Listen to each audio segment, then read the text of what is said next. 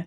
Hello, friends. Woohoo! Welcome to today's episode of Booked. I'm joined today by Mike Mollman. I nearly couldn't say your name, and it's one of the easier ones I've had to pronounce. How are you? I am doing well. The snowpocalypse has not started yet, so No, it waited yeah. for us to start the show, which I think was very kind of nature Yep. to do that. If we cut out randomly, it's because the power's gone out. In which case, we'll just have that as a cold ending. I'm sure it'll be fine. We have a couple of people that have already joined us today. We've got a few people. So we have. I'm going to go from the bottom up. So hello, Mark. Nice to see you. Mark. We've I also can't type it now, but Oh, we've got Lucas Clay as well. Oh my goodness. Lucas. Oh my goodness. And we've got Sarah New. We Oh, are love legends. Sarah. We are legends. Thank you, Sarah. Oh my god, I just knocked my microphone. And we also have Ellen Holmes, who got here early, so she didn't miss it, which I thought was really nice. I'm so glad that people have appeared. That's really lovely. Hopefully, we're able to keep you company before the impending snowpocalypse. I'm sure it'll be fine. Maybe. Monroe is here. Hello. Yeah. Oh, wait, hang on. Can we do that? I've got it upside down. It's the gravity. That's awesome. Well, I mean, if you're going to be known for something, at least that's quite a wholesome thing to be known for. So, on the off chance that people watching this don't know who you are or what you do, could you tell us a little bit about your books and your sort of writing and what to expect from your work? Sure. I am the author currently of 6 books, but I'm clearly trying. I have a death wish, and I'm going to try to publish 4 books this year to get it up to 10. So there's that. I have 3 different series. I wrote 4 epic fantasy books in the Brittany series, Protectors of Brittany. Mm-hmm. And then I was really kind of feeling burned out, so I figured I'd write a sci-fi book, and I did. And I wrote another sci-fi book, and 3 more sci-fi books are coming out this year. And then, because why not, I decided to add a choose-your-own-adventure type book in my Brittany world, where at least 50% of the time you die. Amazing, just like real life. I mean, it sounds like you're an overachiever. That's what I'm hearing from you. No, it says clearly delusional under my name. That's more accurate. Oh yeah. Do you know what? My eyesight is not good, and the writing is so small on my screen. I thought that said clearly something, and I was like, I don't know what that means, so I'm not going to ask.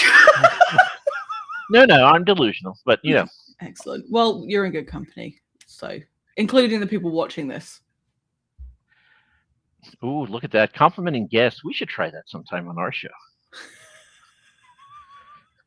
I mean, there's no need to, break something that's already good.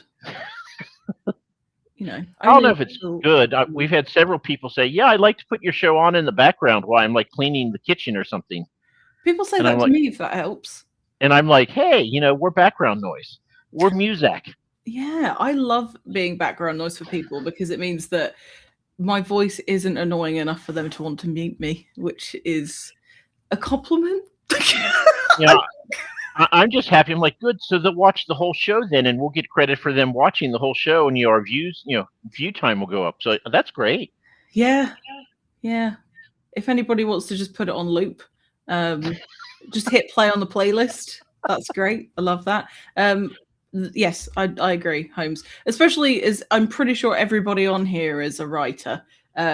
We are all living in a fantasy at all times. And Tim's here. Oh my goodness, what is going on? Hello. Tim McKay. Oh my goodness. All the heavy hitters are coming out tonight. So I just finished yesterday. I just finished reading Proxima Station. I'm going to show it again. Woohoo! Because it was so much fun. I really enjoyed it because I saw this floating around. As soon as it had been published, I just saw people holding the book up and posting pictures of it, and I was like, I don't super love sci-fi books, so I wasn't super drawn to it. I didn't know it was going to be this funny. It is really funny. It's got some elements of Hitchhiker's Guide to the Galaxy type humor, which I really liked. And also one of the races within this universe really reminded me of the Vogons. I don't know if that was intentional or inspired by them. But yeah, I really thoroughly enjoyed it. And also, so I did a little like book haul video because Mike kindly sent me a box of his books. I didn't realize these were in here. I've got a bingo card. There are guests in the book. Very guests, which was so much fun. And that was a fun game to play along with it as well. And you also included a letter. I'm going to flash it because people should get the book instead of reading mine. A very official looking letter that goes with the storyline in the book, which I loved. So what's the story between the cameos that you have in the book? So the whole idea, and this idea did not exist in my head until April of last year, and then I published it in July. So, and I just said, you know what, I'm going to write. It's going to be a silly sci-fi, and I'm going to use my 5 dogs as templates for alien races because they all were weird in their own way. And I'm like, these are just going to be racial traits. So, you know, the Basset Hound really got the short straw, and he's the slug-like creature, Crichton. So I love, by the way, my favorite of the races. So and then I was like, well, I mean, okay, if I'm going to do it, what am I going to do? And I was like, it's only going to be 10 chapters. Every book is going to be 10 chapters. It's going to be in novella, and it's going to be a little bit formulaic because the last couple chapters are going to be meet with his aunt and Tim Wolf to debrief over what he learned, and then the last one he goes to the bar and sees his friends and the aliens and whatever. I'm like, so the first one sets it up, and then so the first book, I'm like, I have 6 aliens ultimately. I have 6 humans that are there, 7 humans. I'm like, it's an ensemble cast of like 14 people, and it's like 100 and not even 140 pages.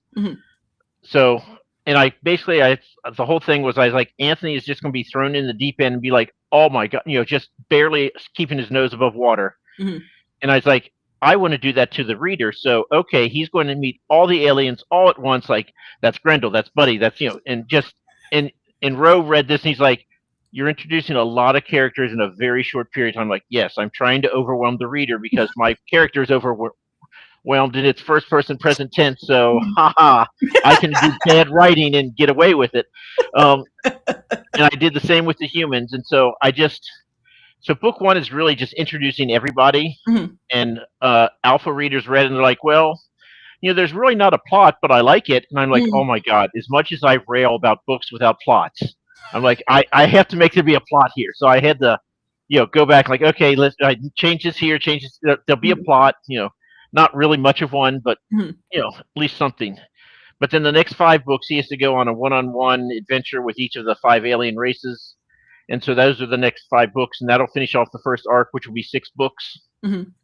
So then I had to, EL is here. Oh, no. I just saw that. I will do my best to put each of your heckles on the screen as a thank you for being here. So yeah, that's the basic framework for the first arc. And then I'm like, the second arc will probably be 6 books, and I'm just now getting thoughts about what it's going to be. And I'm like, well, you know, I've written 2 books now in the series, so I got time. But let's see. So actually, do you want to do the cover reveal for Jungle Planet? Oh, hell yeah, I do. And whoever this is, thank you for joining us today. That's my brother. Don't thank him. Thank You'll you, just brother. encourage him. Too late, I've done it now. Although he went to Catholic school too, so if you tell him you don't like him, that'll probably make him feel warm and fuzzy as well. So I don't know what to do. Just ignore him. I don't want to get myself mixed up in all that. Thanks. Okay, so it's my pleasure to help you do a cover reveal for the next book in this series. Is everybody ready? I'm not going to wait for you guys. Are you ready, Mike? I am ready. Okay, awesome. This cover is sick. That is so cool. And make sure you read what's on the back cover, because I might just keep that.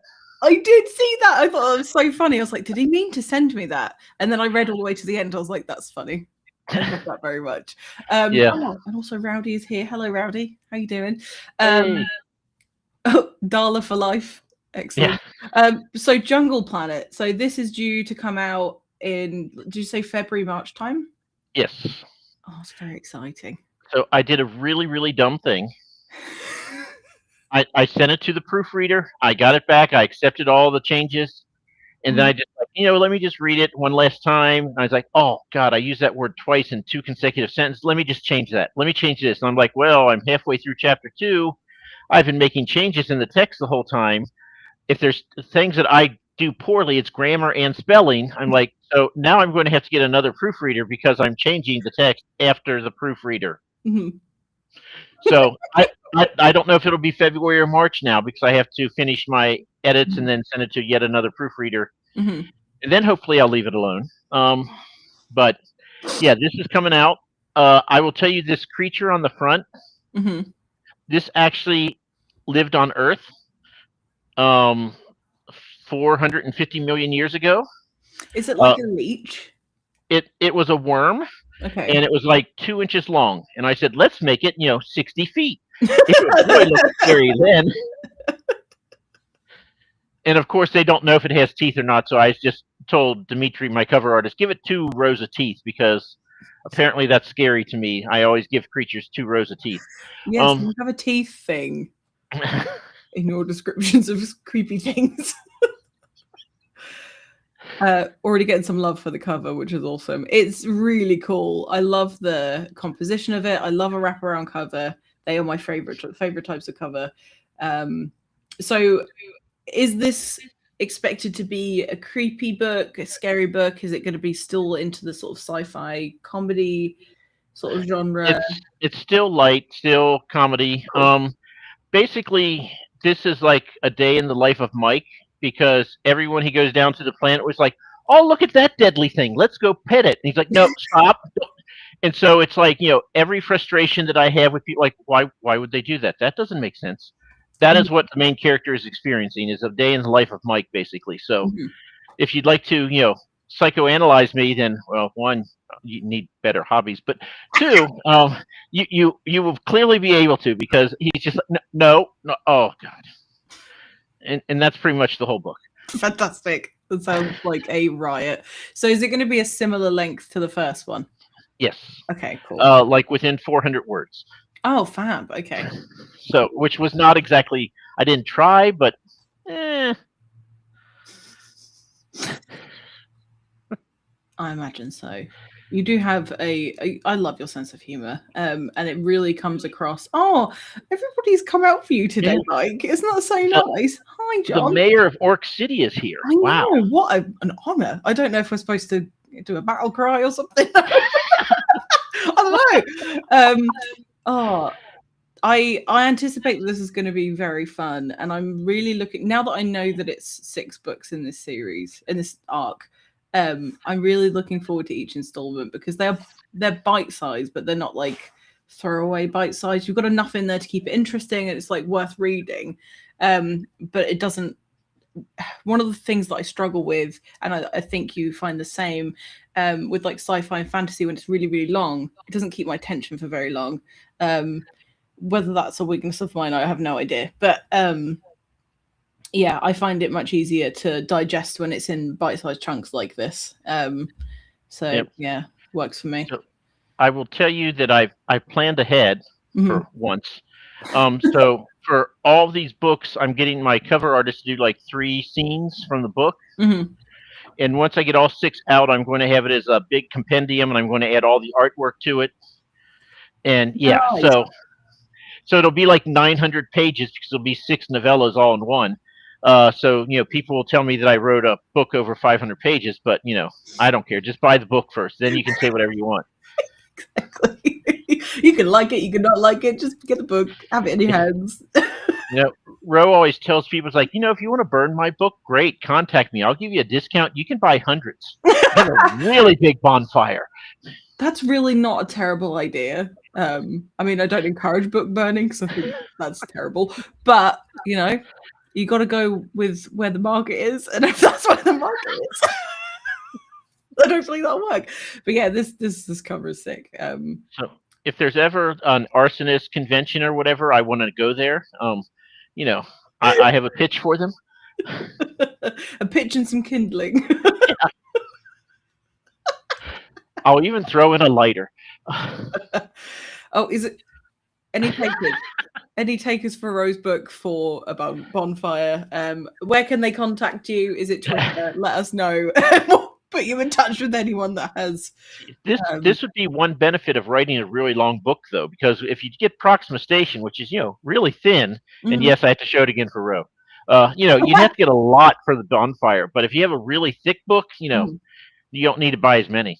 So That's true. there's one selling point. See, I try to be helpful to even to the people who write silly long books. I don't know if I call them silly because I know there's a group of people that like longer books, but I look at them and I think I don't want to start that because the commitment that is required from me, attention wise, time wise, that if it's not good, then I'll feel bad about wasting all of that paper. I'm not going to read. So, can I do another reveal here? Please do. The most wonderful person who you probably should interview because it'll break the internet, Palmer Pickering. Okay. She read my Haley Traveler and she's like, "Hey, Mike, I proofread it because you had some mistakes." I'm like, "Well, of course, it's me." So anyway, she after she sent it back to me, after she went through the entire book and marked all crazy. She's like, "Mike, would you consider reading Heliotrope, which is 780 pages, I think?" And I'm like, I can't say no.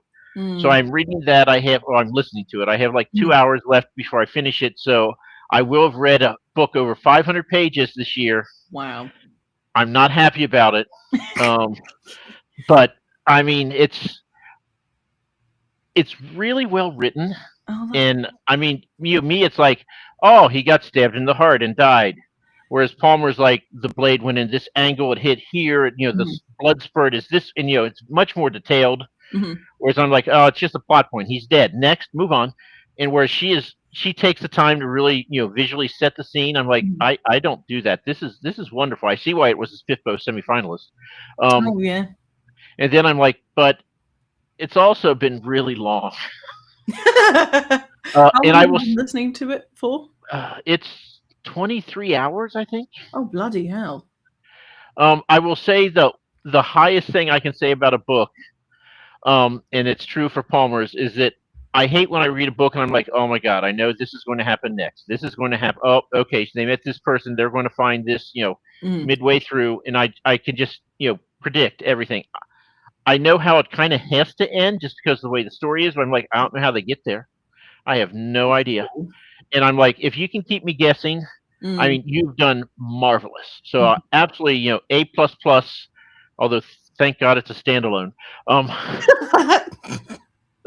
Because I mean, it is really wonderful. But God, I would not. I mean, if this was like the first book of Wheel of Time, and I knew I had 14 more to go, oh my God. You'd have to just pick that one series for the rest of your life. I would. There's a reason why I never started Wheel of Time. Like another one came out. How many are there? I've not touched them. 15 books, and they're all like 1,000 pages. No. So yeah. No, thank you. So you wanted to do another reveal? Yeah. So this is coming out in February, March. Okay. And then for those who are familiar with Choose Your Own Adventure books, I've had 3 people now, actually 3 fans, which is surprising, who said, when are you going to go back to Brittany? Because I have to write book 5 in that series. And so this is me dipping my toe and reminding myself what the world is like. So this is a Choose Your Own Adventure, which is trademarked. So therefore, this is a Determine Your Fate book. Coletto Forest. Coletto Forest is at the border between the humans and the centaurs. Centaurs shoot people on sight. The forest is technically in human land, but the centaurs are going in. So you are a person set on patrol. And they're like, yeah, well, if you survive, then, tell us about this. If you see centaurs, shoot to kill because they'll shoot to kill you. Go. And so they kind of, you're like a throwaway, cannon fodder. And so that's the spirit of the book. It's not a good world. I mean, Mhm. EL would probably be grinning and laughing because this is what he would love it. But everyone else who wants to actually stay alive would yeah. Excellent. So, in writing this, did you have any trouble composing it and giving the options? And did you have to keep yourself organized, or is it chaos? So the reason why I did this is like 3 years ago I met an author, and he's told me, he said, "Yeah, I have three of these. Choose your own adventure." He calls them "Pick Your Path." Mhm. He's like, "I will sell maybe two of these books total on Amazon for the year." He goes, "But Mhm. I don't care how many I bring to Comic Cons, I cannot keep them on my table." So Really? the light went off. I was like, "Hey, wait, you sell these things like hotcakes?" I was like, "Maybe I should do that." So I started a couple years ago, and I was like, the first one you have choice A, B, or C, Mhm.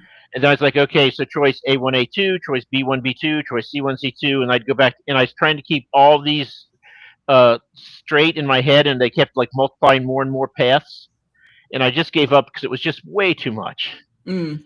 So now I started again. I was like, you know what? Let's just do A. Let's do the whole tree, Mhm. and I absolutely love this. The chemist in me loves this. The first Mhm. draft is in Excel. That's fabulous. So because I'm like, okay, just A, A1, Mhm. A2, just went through, and it just made sense. Put it there where I can do it in columns. Mhm. And I did B, and then I did C, and I've transferred now a third of it onto from into Word, so I actually have it, like written in whole sentences now. Mhm. But I, what part of England are you from, Saffron? I am from the southeast, so near Canterbury, that sort of area. Ah, okay. Well, then that doesn't help me. That's like the one part of England they never go. Um, I mean, I've been to other parts of England if you want to talk about those. well, I mean the Coletto Forest is Uh-huh. right on the River Tweed, Mhm. up near the Scotland border. Um, Oh yeah, super north. yeah, and I started writing. I was like, and you walk around a thicket and you see centaurs. You walk around a thicket. I'm like, perhaps I should find out what grows in this area of. So I actually just did like an 8-page deep dive into what are the trees, what are the animals in the Mhm. forest. So so instead of you go around a thicket, you go around a hedge. Oh wait, what's another word I can use? Uh, so I'm actually like trying to actually describe the animals and the plants. So that'll take Mhm. me a little, but yeah, it's up there. Uh, and that's like my favorite part is when you like can get like stuff that like exists really like becoming a druid. He the on the cover of Becoming a Druid, he is standing on Stonehenge. Mhm.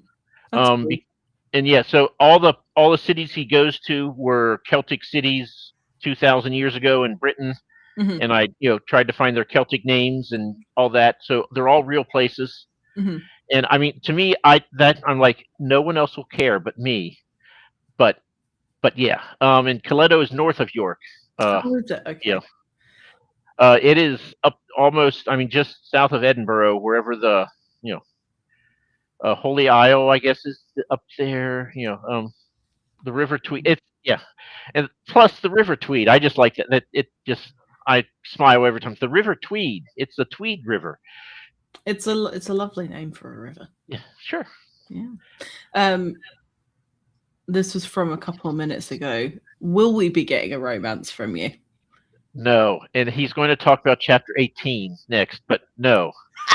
Okay. And we've also had EL work out how you'll appear in The Price of a Bleeding Heart. I love the idea that you might have an evil cousin named Michelle. I think that's a great idea. So I did put EL in my Haley Traveler book. Mhm. He was a lovesick spaceship captain whose girlfriend sent him a Dear John email, Mhm. and he was so upset that he just stopped the ship. He locked the cockpits so nobody could get in. He just let everyone starve, and the ship floated in space. Mhm. So he's a lovesick captain who has no gumption whatsoever and just let everyone die. And so then, because I did that, he's decided to start killing me over and over again in his books.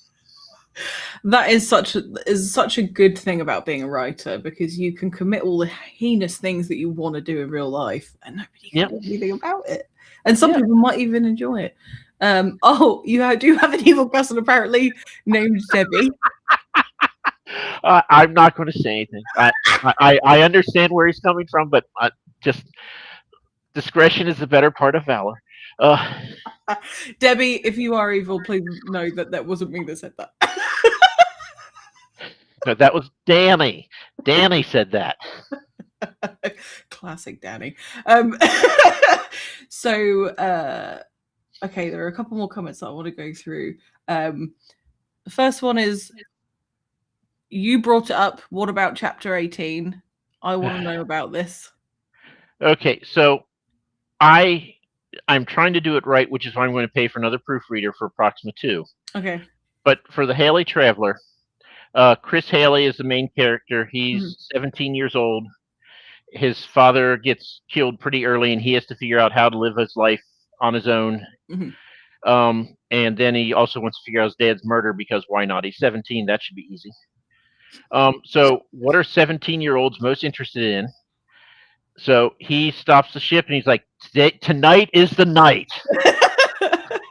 And I do have to give my brother credit, which I hate to do. But I told him, I was like, Dan, he's going to a strip club on Mars. I have to come up with some sort of name. I got nothing. What could it be? And just without missing a beat, he goes, oh, the Zero G spot. Oh my God, that's hilarious. So I was like, okay. So he goes to the Zero G spot and he's like, tonight's the night I'm going to become a man. And he's 17 and he's stupid. So, I mean, he starts with like, can I see a menu? Can I see the prices? There's no prices here. Are there coupons, at the strip club? And it just, anything could go wrong does. And after I finished, I told Ro, I was like, God, I hate this chapter. I don't ever want to read it. It's so uncomfortable just to even read. I want to delete it all. And Ro's like, no, because there is personal growth at the end. You need to have this. I'm like, okay, well, I'm going to shorten it then. So apparently I copied the chapter because it's late in the process. I didn't want to lose it. So I copied it. So I had 2 chapter 18s. I'm like, I'm going to change this one. And if I don't like it, I'll have the original. I can just, delete this and go back. I changed it and then I went and did something else. And by the time I came back, I forgot. And I was like, oh, I have 2 chapter 18s. We'll just make this chapter 19. So I have the exact same chapter. The most uncomfortable chapter I will ever write in my life is in there twice in a row. Word for word, the same. And I finally got rid of the last of those books. So I will never, ever admit to it again, except for the couple hundred people who have it. And anyone that watches this.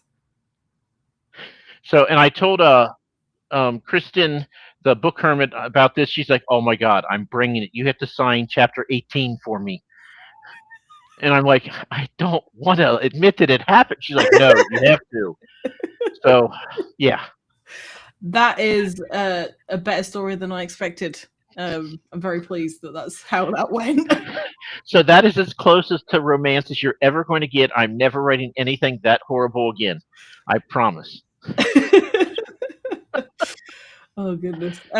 Going back to the plant research, because I don't want to go past this one.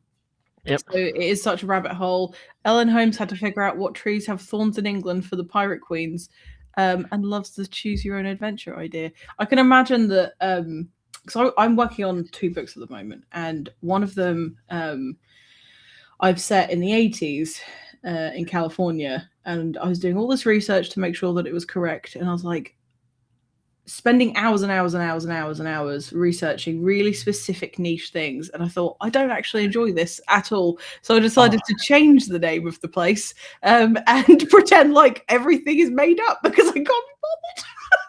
Oh, see, if I could just research and not have to actually write, oh my God, that'd be wonderful. Should we team up? I'll say, Mike, find out all these really, really specific things and I'll write the book. I mean, the becoming a druid, for every chapter I put, he has to finish by Samhain, and I actually did enough research to know it's Samhain and not Samhain. And so then I was like, every chapter's like 63 days to go, and so I was like, yeah, I'm going to do this. Will be neat. I'll put it every chapter, and then because I went down the rabbit hole, I was like, oh, well, the Celts, the new day started when the sun set. So are they eating dinner? Is the sun up? Because that'll change the day. So I'm like, I spent so much time getting the dates, and then I, of course, had to use the Celtic calendar, which is lunar, so there's 30 days, and Mm-hmm. then I was like, oh wait, it's a new month. Wait, is it the new moon or is it the full moon cycle? And I did all this work for every chapter. I have not had a single person. I've had over 400 reviews now between Goodreads and Amazon. Not a single person has mentioned, oh, he went to a lot of work to get the calendar date right at the start of every chapter. I spent days on that. But I mean, you did it. and I'm like, I don't know. They're eating dinner. I mean, I literally like, okay, well, in October, what time will the sun set in Bath, England? Because I have to know what day this is. I mean, at least you can be proud of the work that you've done, even if it is like an unsung hero of your work. So one of the questions I wanted to ask you, so you've got a chemistry background. Yep. And obviously writing sci-fi, there was like a little mention of chemistry for like a brief fleeting moment in this chemistry cupboard or this chemistry room, or can't remember exactly what it was, within Proxima Station.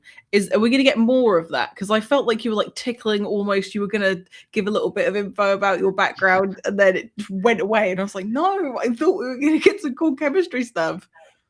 So I was like, well, here's how you make nitroglycerin. I know how to do it. So I was like, well, they can't just call it glycerin. Mm-hmm. I'm like, that's boring. So then I had to look up what was it called back in the 1600s, and that's why it's sweet hydrosate of what. I'm like, okay, sure, whatever. And they're like, well, in the treatise on this in 1741, clear, and I love that my character is social sciences. He knows no hard science whatsoever, and he's like, okay, sure, over my head. So I really, I like.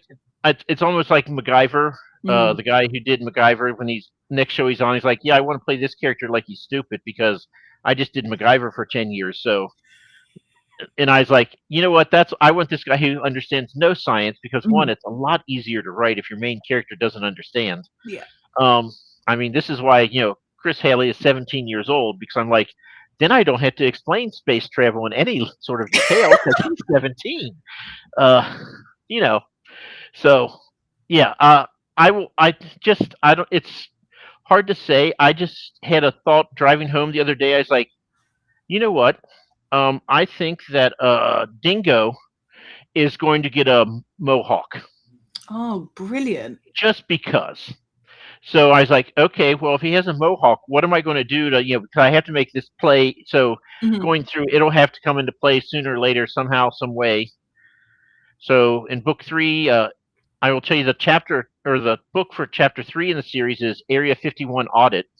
Oh, amazing. And Crichton is going to Area 51 to audit them. And I'm so excited. When it was in the first book, I was like, we better get this. We better get the plot.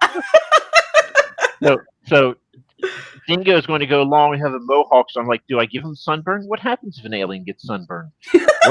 What happens? I mean, does he get like tendril growth out of? I'm like, I don't know. Now I'm like, but I have to do. If he's getting a mohawk, it can't just be a mohawk. Something silly has to happen. So I'm open to ideas. I haven't written it yet. Maybe you should have it as part of your creature creation stuff. Like start off with him with the mohawk, and then have all the different things and have people pick it for you. He is also going to leave Earth with a pet Gila monster. Oh, that's nice. So, yeah, it's if you think it's ridiculous now. Oh, I have no doubt that it's going to get far more ridiculous. And there was a bird, you might remember, there was a bird mentioned in this book that I had to look up that I didn't know I knew when they were describing a cassowary. Oh, yeah. I did not realize that I knew what that was. And I was like, what the hell is that? That can't be a real thing because it sounds alien. And I looked it up. It's Australian, yeah. It's alien. They got all the freaky stuff there. It's like some weird, like emu peacock thing. It's very cool. But it perfectly described what you were describing, so I love that very much.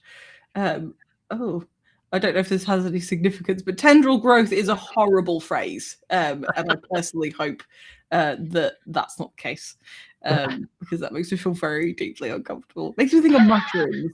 although they're not tenderly. No, I mean, who knows? It can be anything. It can be corkscrews, Oh yeah, they could be very springy. They could be very springy. I'm just going to answer a question from EL. The books that I have stylishly presented are Matt Falcon's books. I'm not going to give him the airtime because he could do it on his own show. But these are books that I printed. And in terms of the stuff on the wall, I am not in a restaurant office, although I was a chef for many years and I love food. And these are by my favorite artist, whose name escapes me because I'm put on the spot. Which is really terrible. My mind is just terrible. The Open Oath is what her art is advertised under, in case anybody cared about that. Okay. Well, I have to know, what kind of food did you cook? All sorts. A bunch of different stuff. No, I was. I'll give you the abridged version because this is about you, not about me. I started off at like 16 years old. I went to catering school, and then I worked in a cafe where we used to like bake things like cakes and scones and all sorts of stuff like that. We used to make all our food from scratch, and then I worked at an events venue. I largely did event stuff, so like weddings, and we did a lot of dinners for the Masons and things like that. So I spent a bit of time in a restaurant, and I absolutely hated it. It was one of the worst jobs I've had, and the pay was terrible. So I decided I didn't want to do that anymore. And then I started training chefs, which was a lot of fun. But food is one of my favorite things. I love to eat food. So if I can just, for Rod's question, if I zoom out a little, you see there's Mordor. Yes. So as I always say, dress for the job you want. So. Yes. I mean, do you want to be a hobbit? Like, what's your deal? No, I want to be Sauron. That doesn't surprise me. Although I wonder what happens if you got like an itchy eye. That would be a struggle, wouldn't it? Think about it, Mike. Wow, the things that Tolkien doesn't talk about. I know, right? He spends all that time describing stuff. These are the real questions. Well, that's when they have to throw orcs at him and try to hit the spot that itches. Yeah. And then they just burn up once they come in contact. Yeah. Yeah. But just have minions that you can be thrown. Yeah. I think we all need to have minions that we could throw. So I just read an article today. There's a mushroom in China that when people, if they cook it, but if you don't let it sit for 15 minutes, when people eat it, they all have the same hallucination. They all see like 6-inch people walking all around them, like on their plates and climbing up their clothes. And I'm like, what is this, and why have I not heard of this before? So I'm waiting for a punchline. No.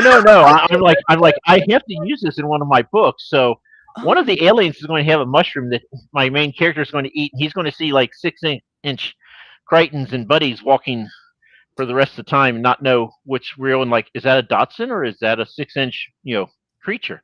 I'm going to look that up. It just saw it.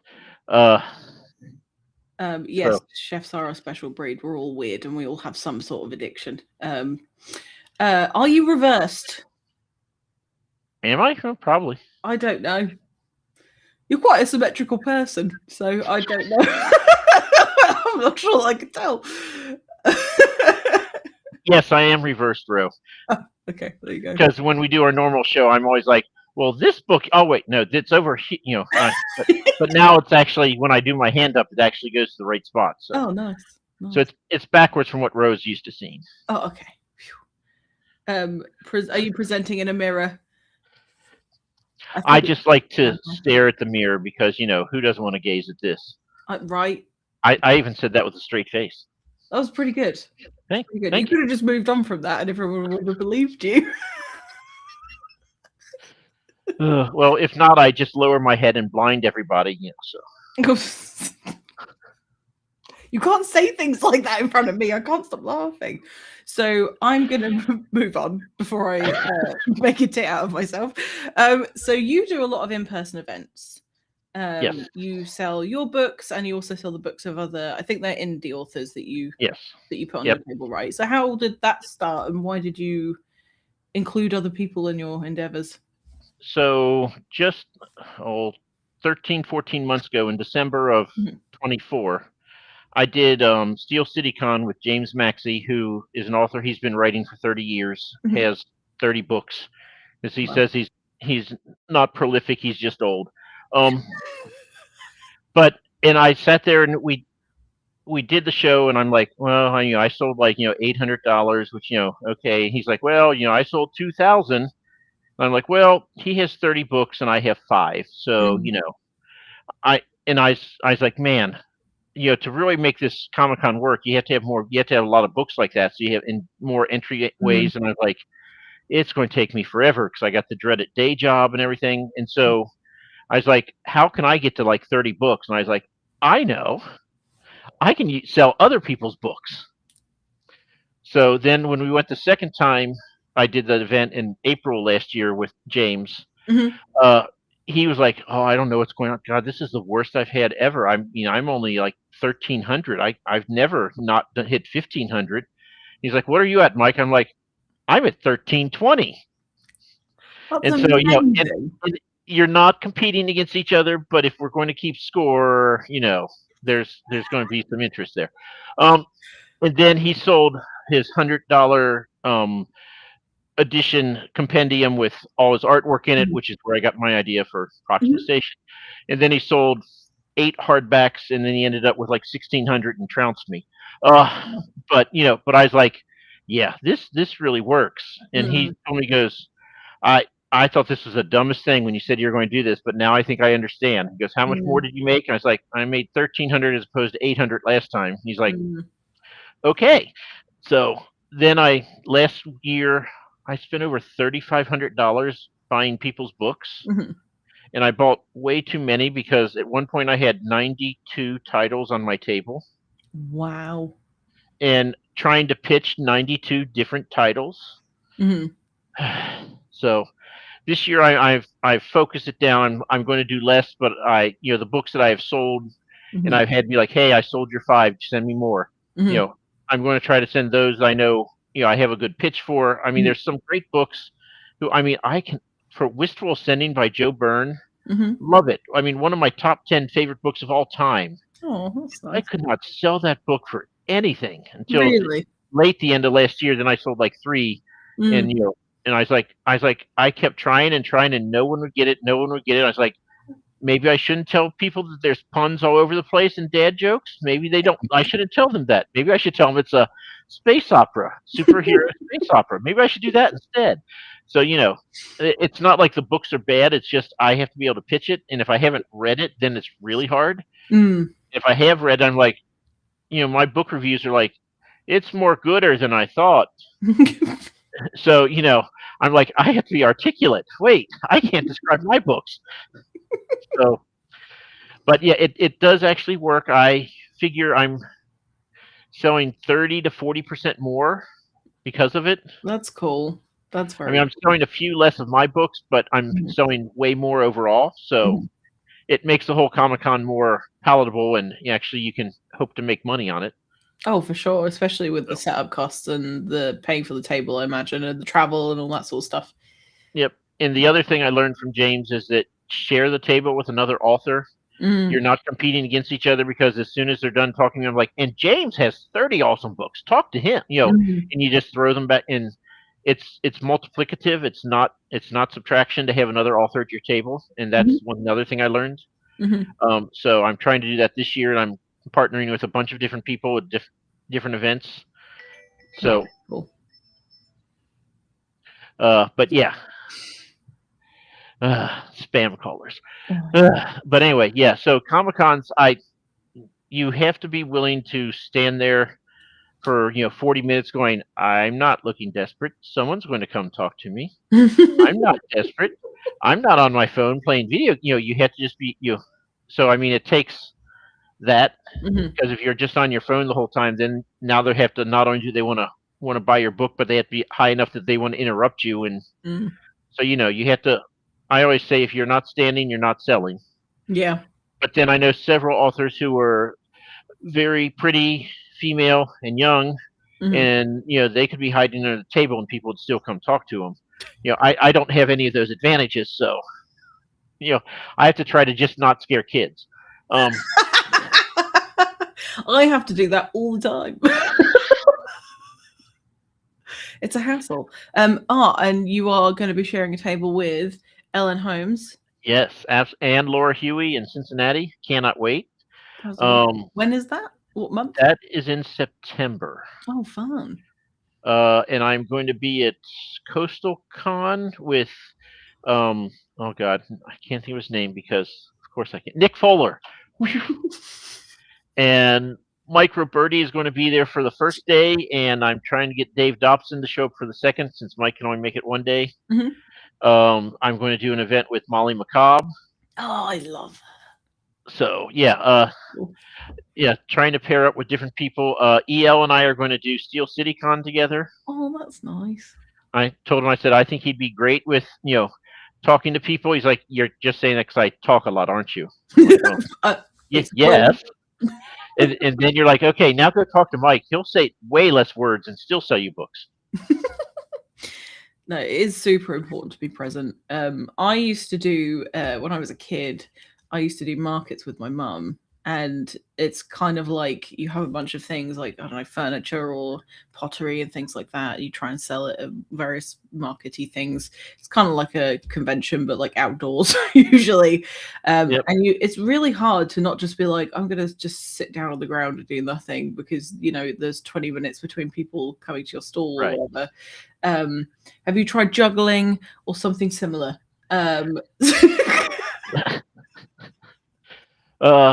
I no, if I juggled, I'd end up hitting people. You get their attention. Well, that's true. I mean, I thought about just taking my book and just throwing them at random people as they walk by. Covers, Mike. And be like, hey, you got to pay for that. They're so pointy. Please don't do that. And El says he will scare children, and that's before they open his book and read it, because if they read it, they'll be scarred for life. My favorite kind of books. He's very dark. I have the longest TBR list because of this show, and it's totally my fault.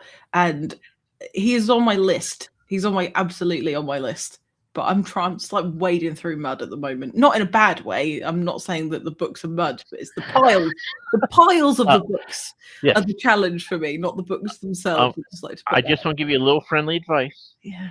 El is in Texas also, so whatever you do, don't tell him where you live, or you're going to have a stack of, I think he's up to 14 books he's published now in the past 4 months. I don't know. That's a little bit of exaggeration, but not much.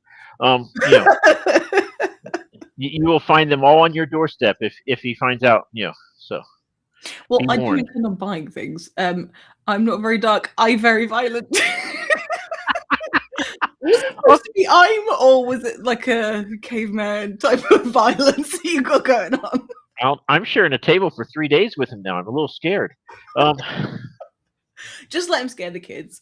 I had a show. This was like the second or third show that I recorded of this over a year ago. And the author was describing how they would go to like cons and they would have candy out. And I said, is that to lure in the children? But what I meant was, like, you get the children to come over and then the parents with the money come along and then they want to buy the books. But the way I said it, I had to cut it out because it just looked really creepy. So what I do to lure children over is that I have little metal swords about yay tall that I give out as bookmarks. Oh, I love that. And when, like, especially the boys be like, oh my God, swords. And 3 times now I'm like, listen, if you go tell your mom you want a sword, she's going to tell you no. But if you buy this middle grade book, The Tenacious Tales of Tana the Tender Sword, you get a book for free, and then you get credit for wanting a book from your mom, who will happily buy it because you'll get the sword for free, and she'll never know. And they're like, oh my God, I'm going to fool mom. And the mom's like, yeah, I'll buy the book. You're reading the book, right? Absolutely. I'm like, kid, you don't know. You just got outsmarted by 2 adults. But hey, here you go. Triple M, Mike Mollman manipulates children. You're teaching them valuable lessons. And and when they're like telling their mom, and the mom's like looking like, oh, okay, and then they look at me, and the mom just looks at me and smiles, and Mm. I'm like, oh, look away! Don't start laughing. Don't let the kid know that he's not as smart as he thinks he is. Uh, Wait until he gets out in the real world to find out that he's not anywhere near as smart as he thinks he is. Uh, The real world is the worst bit. yeah, yeah. If I had to put up with it, then he has to too eventually. Yeah, eventually. But then we have books, and we can pretend to not be in the real world for a portion of time. Hello, Timothy. I don't know how many Tims are in the chat now. Oh, I don't know so if you're a many. Tim or a Timothy. Apologies if it's not Tim. Can I give you just a little helpful advice? Yeah. We did our intimidation time where we had 4 different Tim authors Was on at he the one same of time. them? No, Timothy Noda was not, and I've had 2 other Tims like, "Hey, do it again, and I'll be." I'm like, the Tims are taking over the world. There were so many Tims. There are so many. I asked what do you call a group of Tims? I'm going with a shamble. Oh yeah, I think a yeah. shamble of Scrambled Tims is. Tims. Yeah. But Ro last night goes, "We need to have another Tim show." I'm like, "There's so many." I'm like, and he's like, "Well, I have a brother Tim." I'm like, "So do I." So you're saying the world is in shambles? It is. But I don't blame the Tims. I feel like the Council of Tim convening and dominating the world might actually fix things. That is my assumption and my hope. So long live the Tims. I think is my sentiment. So Trinity, you've succumbed to reading 5 books at once? It's hard. And you'll probably find, because I have like 10 or 12 or something like that at the moment, and I try and read sort of in order of people's shows that I have, and I'll give myself, if it's an ebook, I'll give myself a percentage to read, and then once I finish that percentage, I close it and I start another one. So I read like 3 or 4 different books in a night time, which is only good if you have a brain which is full of spaghetti. And if you don't have spaghetti brain, then it won't work. Good luck on your journey of 5 books. And EL has 9 books, 3 written and 1 in the hopper. I don't know what that means. The hopper is a coffee thing? It's coming soon. Oh, okay. Is it a phrase? That's the one he's working on now with Michelle Mollman. Oh, nice. Excellent. There may well be a law. There are laws, I think, in England where you can't advertise like junk food to kids, but I am doubtful that's a thing here. I don't know about I think false advertising in general is not legal. No, that wasn't false. They got their sword. They just didn't realize they're going to have to read a 250-page book then. And I don't have to deal with it. You might be opening up a can of worms for kids, and they may not ever know that they loved reading until they read that book. So I think it's a good idea. I don't know whose book this is. Oh, that is EL's book. Oh, that's nice. Oh, look at people in the chat checking out their books. And that was a finalist last year in Sphinx. Oh my goodness! All these esteemed people hanging out. I can't. I know. Hear myself. They talk to me. I don't know why. Why did you pick melon? I saw that and I was like, huh. I want an answer. I basically I envision the Tims as being like flies. If you have fresh melon, you'll attract flies. Let's go with that. But my oldest brother's named Tim, so it just might be animosity that I'm transferring. I'm not sure. It might be, yeah. Oh, and it also, there you go, EL. You've got somebody else putting you on their TBR. That's awesome. Oh, Rod, don't do it. He puts out every other month. You'll never catch up. Just your EL TBR will be endless. I mean, you've got to keep yourself busy in this apocalypse. And they're all really good books, so it's not like you can skip them. Oh, that's a really nice compliment. He just called you a melon, so I mean, it's very nice to be complimentary of its work. Usually they're 4-letter words I get described with, so That's nice he's behaving himself then. Okay, spaghetti brain. Well, you'll be fine then, Trinity. I find that I can do several different things at once. But if anybody interrupts me during doing those 17 things that I'm doing, it enrages me. So make sure that you have a quiet room if you're gonna go through a stack of books like that. We have a Womble question from Sarah. Now I don't know if you've ever seen these. I have not. I was going to ask, what is a womble? I was supposed to get an image of a Womble, in which case I'm going to do that now because I should have done that before. So I'm going to find you a picture of a Womble, and I'm going to show you, and then I'll show you the question that Sarah had. This is the fun part of the show where I'm just looking at Google. What a riveting watch. What a riveting watch this is for you all. You know, what you should do is you should share your Google search history while you're doing this. Oh, hell no. You don't need to see it there. Thank you very much. Let me see if I can see you a couple. Okay. We've got Wombles, Restream, Danny DeVito, Canva, and Sarah sent you Womble pictures. Oh, sorry.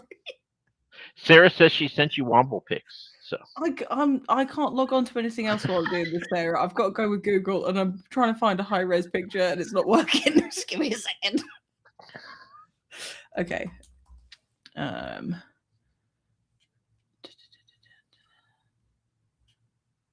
this is making me sweat. Okay, we'll just have to go onto the Wombles wiki, and I'll share my screen. This is going to be risky.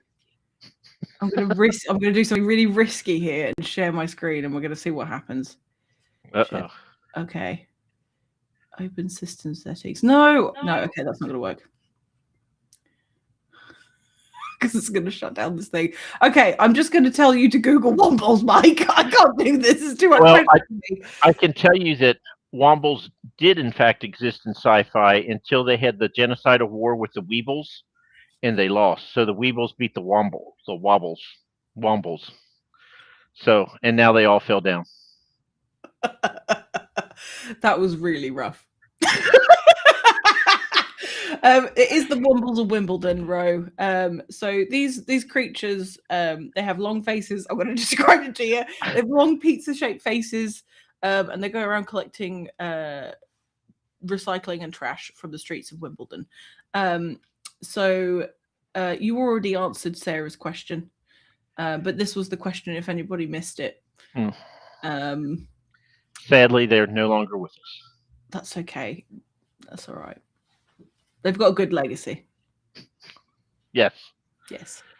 I really need to I keep saying I'm going to get these Womble pictures, and I keep forgetting because it's not. As soon as the show ends, I shut down and I become somebody else. I stare at the wall. I lay down and stare at the ceiling. There's lots of staring going on in my life when I'm not doing this. I've got to wind down somehow. You know, if you want to be really entertaining, just start dead-eyed staring at other people and see how uncomfortable they get, and just be like, oh, I don't know if I could do that. But then you can't smile because that ruins the whole thing. Or if you do just a little bit of a smile, just so they're like, what is he thinking, or what are they thinking? That could work. But you gotta try to make people feel uncomfortable. That's what I try to do. Well, we live with in the same house as my sister-in-law, and she's got a home office, and it's usually got the door open. So when she's concentrating, I'll poke my head around the corner and I'll do this until she laughs, and then I walk away and I don't say anything. Wombles are hairless moles in English boots. That's how I'm going to describe them now. And yes, the Wombles are always with us in our hearts. R.I.P. Wombles. Hope you're doing well wherever you are. Oh yeah, you can go with the cackle and the stare. Love that very much. Also, I did miss a comment from Timothy that really made me chuckle internally. This was really delayed. We might be esteemed or just steamed. For a split moment, I thought of steamed vegetables, not being drunk. And I thought, what a strange cooked Timothy would that look like? I don't know. Timothy broccoli. Oh, yeah. Yeah. Oh. What an image. Well, since he has less hair than me, that I just figured I would give him something up top. I think broccoli would be a very good reference for a hairstyle. I think it needs to come. I would say back, but I don't know that it ever was. We need to bring broccoli hair back. Yeah. I mean, and all the things they did in the 80s when I was growing up, they never did broccoli hair. I mean, they did the bang fang. There's lots of hair farmers. What? Hair farmers. There's a lot of hair, big hair. I mean, the girls were taller than the guys with 8 inches of bang fang they had. I really considered getting a mullet. I got my hair cut the other day, and I was so close. I might try it next time because I feel like I've got the glasses. I feel like a mullet is just the next step towards me looking like a serial killer, maybe from the 80s. Are you going to have a white van? I wish. I'll tell you what I want. I don't know what it's called. But those like old school station wagons that have like the wood paneling on the side? Mm-hmm. Oh, yeah. Love them. I love them very much. I am a huge fan of terrible 80s things like that. There's lots of stuff going on with the broccoli here. Thank you, Mike, for the vegetative substitute for hair. That's what I'm here for. Yeah. You could trim off a bunch of broccoli and glue. They do wig glue. Will probably work. Yeah. And I've never seen VeggieTales. I've got to admit something there. I don't know what it is, apart from talking vegetables. I'm much too old, so I have not seen it either. Oh, okay. That makes me feel better. I think Ellen Holmes is departing. Thank you so much for joining us today. I'm glad that you were here. Yep. I don't think it's a Winnebago because that's like an RV. Yep. Isn't it? I don't know. Yes. I'm British. I don't know what I'm talking about. No, I'm talking about like the low down, stretched out sedans with the arse on it. I don't know. Station wagons? Yeah, I was right. Okay, I thought I said the wrong thing. Usually nice green with the fake wood panels. Yeah. Yeah. Natural looking, all metal. Yeah, exactly. Yeah. One with the woods. Mushroom. Oh, hang on. I thought you were talking about lion's mane mushrooms instead of hair, and I was really confused, and I didn't know where you were going to go with it. I don't know what any of those things mean. I feel that I'm too young. I will tell you that a classmate of mine in high school, he got one of those green station wagons with a wood panel, and he had the roof cut off and put a convertible top on it. Oh. So he had a convertible station wagon. Oh, that's amazing. He called it the snagging wagon. Oh, I love that. That sounds so creepy. Well, so creepy. Oh dear. I don't know what that is either. People keep saying things that I don't know in the chat. Studebakers were cars like in the 50s. Okay. So none of us here were alive then. That we know of. Unless somebody's aged very well. I'm not one of them. Definitely not one of them. Okay, now we're all talking about the VeggieTales, an Australian Christian children's show. Okay. I'm definitely not checking that out. I was almost old with the talking vegetables, but I don't need to learn a lesson. I don't want to learn a lesson from my broccoli. No. No, if you're not going to like dangle them over a dip and then drop them in and then have them consumed, then I'm not reading that. I'm not watching it. Or deep frying them. Yeah. Oh yeah. Yeah. Sweet potato fries in particular. Yeah, definitely with some batter. Yeah. Anyway. Battered sweet potato. Yes, fries. Oh, I've not tried them battered before. Oh, they're delicious. Oh, I don't imagine that they're anything but delicious, but I just haven't had that. How would one? What the I don't know, but I always tell myself it's healthy when that's on the menu. I'm like, oh, look at me being healthy. Look at my sugary deep fried fries. Disgusting. I wish that I liked sweet potato. I can only consume it like if it's like covered in salt, because I find it a real struggle to have sugary things with my savory meal. What? How long have you been in America? Enough to get pre-diabetes. I'm not kidding. I literally have been here for just under just under 2 years.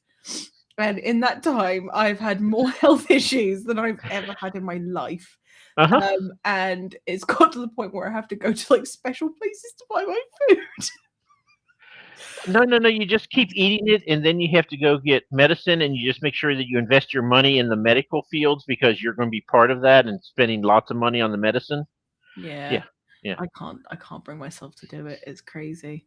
I literally, like, it's like a year ago, I was like, oh, I keep feeling really weird. And it turned out that my pancreas doesn't produce the right amount of insulin anymore because of the food here. It's crazy. It's crazy. I don't know how people do it. Yeah.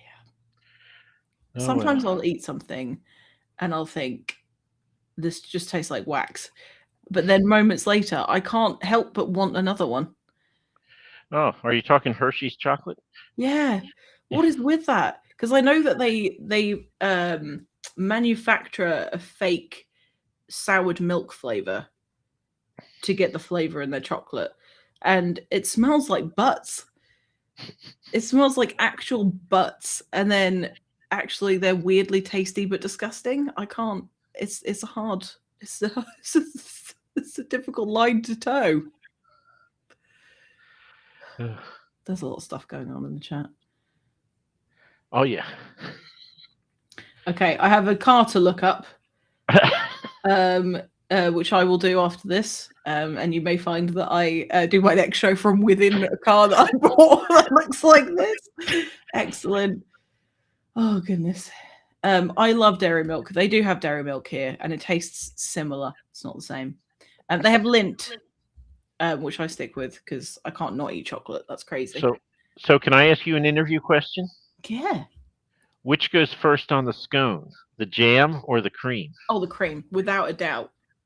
So we interviewed, I forget his name now, but he was from Cornwall, and he's like, well, clearly, if you're from Devon and you're embarrassed by your cream, you put that down first. But here in Cornwall, we're proud of our cream, so we put the jelly and then the cream on top. That's a nice way of putting it. It's a weird turf war thing. Yeah. Very weird turf war thing. But my reasoning behind it is that the cream is so thick, it's kind of similar to butter. But if you get some jams, they're kind of runny. So I like to put the cream on the top and make a well in the center and then put the jam in. What I can't abide is when people don't eat them open face. If they put like the jam and the cream and then sandwich it. Oh, yeah. You're having half the amount of cream you could be having. Yeah, you're never going to get diabetes that way. It's okay if I have the British stuff. That sounds fine. I did it for 30 years and I came here. Oh my goodness. At the risk of being kicked off your show, when we start asking Brits, this question, so I actually ordered some cream that was, made in England and had it shipped to me, and I tried it, and I'm like, yeah, it's just milk. You know what? Why don't you upgrade and just use butter? Do you know what? It's not a bad idea. Butter and scones. If you can't get hold of the cream, butter is a good substitute. I think butter is better. So I don't think. Okay. I've had. You're not going to get kicked off the show. I'm just going to say. Oh. So I hosted I backing up a little bit for my mother-in-law. She really loves British stuff. Especially the royal family, but I couldn't bring them over, so I decided to do a tea party. So I made scones and Victoria sponge and things like that, and I could not get hold of clotted cream anywhere. I've since found it and tried it, and it doesn't taste the same as it does in England. It's like really thick, kind of gloopy butter cream hybrid, and it should have a crust on the top. If it doesn't have a crust on the top, it's not proper. I just burped and I forgot where I was. I'm sorry. That was very rude. But I made clotted cream which was hard because a lot of the cream here has added stuff in it, which made when I was trying Right. to create this thing, the consistency wasn't right.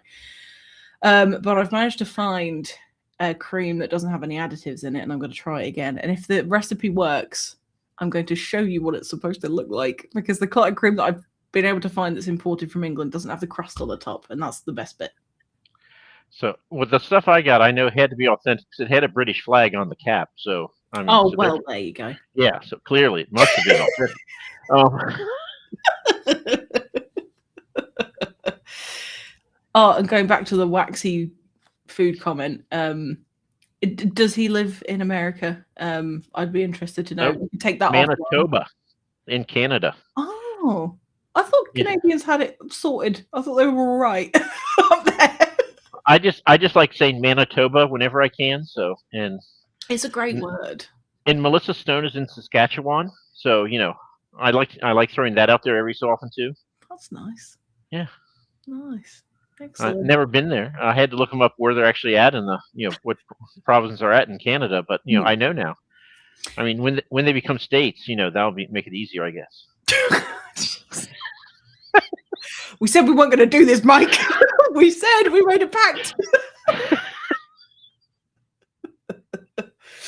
Oh goodness. Well, before I ask I have like closing questions that I ask everybody. Okay. Before I do that, if anybody wants to ask Mike any questions, please do put them in the chat. Two of the things that I like to ask people, and you're probably going to think these are cheesy, but I'm going to ask them anyway. My first thing is, what is your idea of success when it comes to being an author? When I went to a class, I had a woman and she goes, you have to define what success is for you. Otherwise, you will never know if you achieve it or not. So whatever it is, you have to come to that decision. And I was like, I don't know. I just want to publish a book. Since before I'd published a book, I'm like, you're asking what success is. I haven't finished a book yet, and I've never really had an answer for that question. I basically, I mean, I'm writing stories. I like it when someone says, "Hey, I read your story. I enjoyed it." I'm not looking to become a full-time author. I don't want a Netflix series. I'm the one author who would, because I think that'd just be so stressful. Because you're like, no, Grommy has to have brown hair. It's important in book 5.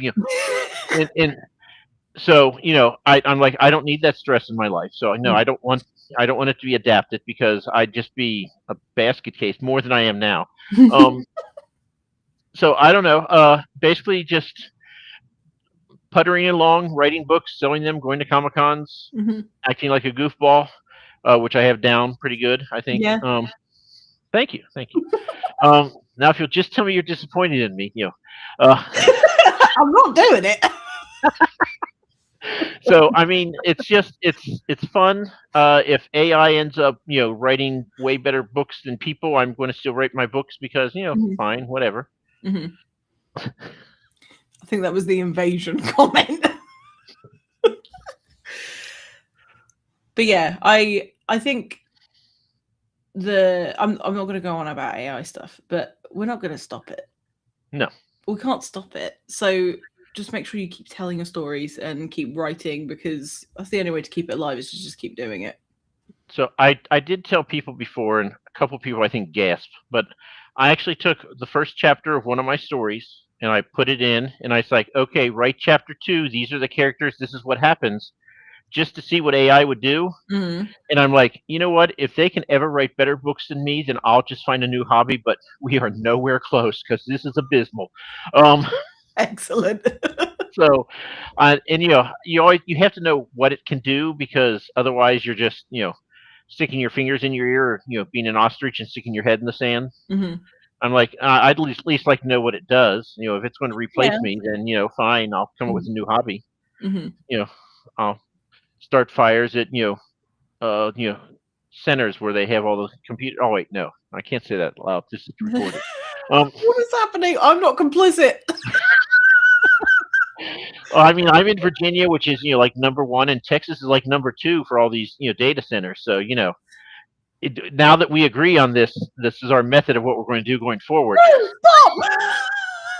Stop trying to involve me in your crazy plans. Yep, I'll definitely get more interviews out doing this and trying to make people complicit. Yep, this will work. If you This is want to be an marketing, people. accessory to a crime, please do interview Mike Mollman. Marketing, I'm telling you. Oh my goodness. I mean, memorable. Yeah. Yeah. If Ted Kaczynski had written a book. Who, sorry? Oh, the Unabomber. Sorry, that's probably Oh, dated.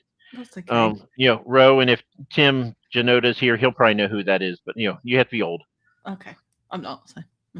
But now I know that, and I may remember that if somebody brings up the Unabomber again in an interview. I'm not counting on it, but maybe I should have a scorecard.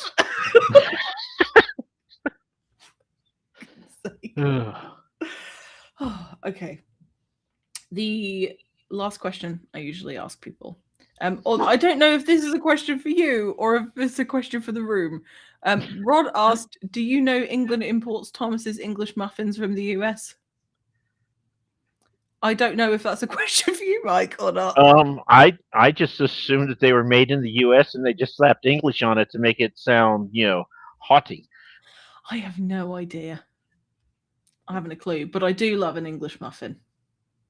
They're very Do delicious. you call them English muffins in England? Yeah. You don't just call them muffins; you call them English muffins. Yeah, because we have muffins like the cake. So if somebody said muffin to me, I'd think like a blueberry muffin, which is the superior type of muffin. Yeah, absolutely. Yeah, English muffin, which is funny actually. Now I'm questioning my entire life. Why do we do that? That is strange. Oh, but we also do call the plasticky cheese American cheese, and I think you guys call it American cheese. Yeah. So I think it's not real cheese anyway. It's more like plastic. So yeah. Yeah, we call it ches in our house. Not quite cheese. Fair. Okay, just making sure I haven't missed anything. My last question is, if you could give advice to Mike, who's just started writing his first ever thing, what advice would you give? Not me, because I'd have to torment myself. But anyway, for a new writer, Mhm. I tell them, take your time, because you will never be happier than when you're like, oh my God, this book is done. I'm going to publish it. The world is going to love it. And you're so happy, and it's good. You're happy with it. Mhm. And then as soon as you publish it, whether real or imagined, and for most indie authors, it's imagined, you're like, the people need the next one. I have to do, and then it becomes work, because you're like, no, I know it's good. I know everyone loves it, which means they must be demanding it. They just haven't told me yet. Mhm. That's why I'm hearing crickets. And so then it becomes more of like, I put out my fourth Bertani book in January of 2024, so it's been 2 years. I'm like, it's a 7-book series. When are people going to start getting upset with me and calling me George R. R. Martin because it's been 2 years and I haven't put out another book? As if I would love to be, called George R. R. Martin and be, equilibrated with him. But but take your time. One, do it right. Two, it's not as original as you think it is, because there's nothing original. But take your time, do it right, enjoy the process, because after that, then the craziness will start, and you'll be like, ooh, I could write that series. Ooh, I mean, I have started 3 series. One is 5, one is 6, one is 7 books. That's 18 books. And I have other ideas too. I'm like, well, I'm 55 and I've published 6 books. If I want to get to 18, can I start another series? No, I cannot. So, or I have to pick up the pace. Hence, I'm going to try to kill myself and publish 4 books this year. Which is mental. Yes. There you go. Oh, your adoring fans are crying out for the next one. So, and this is great advice as well.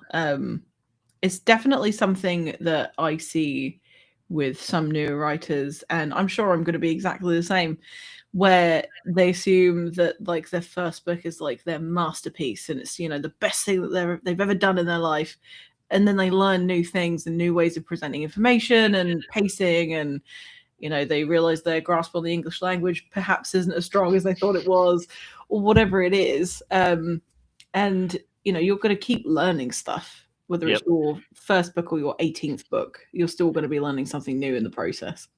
I always tell people I'm barely monolingual. I'm gonna start using that. I like that very much. Well, I've run out of questions. And we have no more questions in the chat. So before we leave, is there anything that you would like to share with the room that's appropriate? That's appropriate. I can see it in your eyes. So, Proxima Station is out. Book 2, Jungle Planet, will be out February, March. I really want to have it for Coastal Con the first weekend in March so I can sell it. So by then it should be out. Cool. I have in no way marketed it until tonight. So this is the blast off for. Let's have another peep at that cover while we're winding down. This is the cover. It's very cool. So yeah, there's going to be 6 of them. I should hope to have a third one out this year. Mm-hmm. Haley Traveler 2 will be out this year. Mm-hmm. That didn't work. And yeah, that will be the 4 that I put out this year. And if I'm still alive, I promise you I will start writing the next Pertani book, not the Choose Your Own Adventure, but the next Pertani book once I get these 4 books out. Yeah, that doesn't sound mental.